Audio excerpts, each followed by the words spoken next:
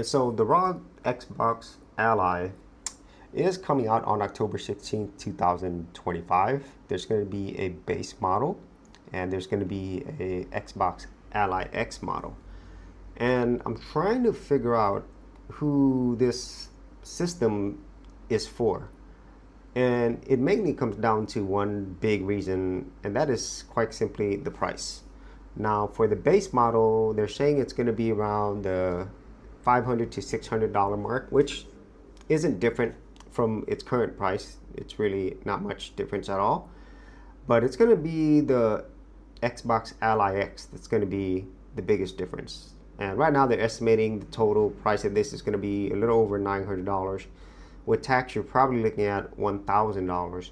And for that price, you could easily get an Xbox Series X at $550, or you could get it with the disc drive at $600, or you could get a digital version for less than $400. And there's even a 2 terabyte model as well.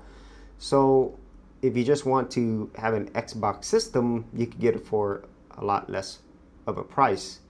However, the main draw here is, of course, its portability. Now, with the Ally system, they are making improvements, not just in the hardware, but it's primarily in the software. Because if you've ever used these Windows devices previously, you're basically running Windows in a mobile device, and it's not a great experience. So this is more of their big picture mode version. And you're going to get this interface at the beginning. You can still use a Windows desktop, Windows 11 desktop if you want. So there is that option. So that is going to help a lot with the amount of RAM and also the power that it takes whenever you're just running this quote-unquote big picture mode.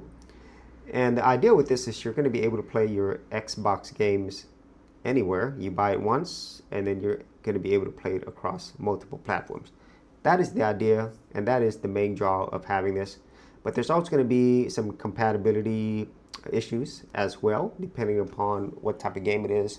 And also, I think the main reason or the main place that Microsoft wants to go with this is to have you have everything through the cloud gaming, instead of downloading most of your games on your system, which is something that I think most tech companies want you to do anyway at the end of the day.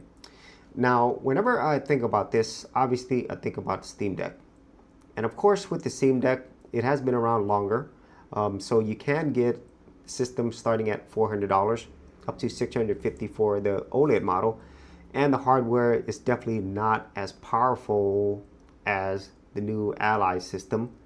But I think by the time this one is released, we're probably going to get an announcement for the Steam Deck 2, which is going to be more powerful. And a positive Valve is going to make a lot more improvements to this. And personally, I think this is just going to be a better option for most people. And also, as somebody who really doesn't like Microsoft Windows or Microsoft in general, I would much rather use a Steam Deck that runs on Linux. And also, I would say that gives you more flexibility versus something like an Ally. And also, with running Windows on it, it does require more resources, and they collect a lot of data.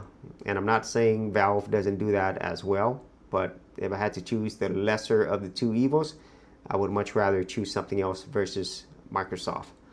And so those are kind of my thoughts on this. I really don't know who this is going to be for besides the hardcore Xbox fan. But for everybody else who just wants to really enjoy a great handheld gaming experience, I think most people would be better off running a Steam Deck, and especially as more and more games are compatible with this system, and as they're making more improvements, and also the community with the Steam Deck, I think is really strong, versus something like the Ally or the Microsoft handheld systems. If you actually had any thoughts on this or any other handhelds that you enjoy playing, be sure to leave in the comments area below. And I'll see you on another episode.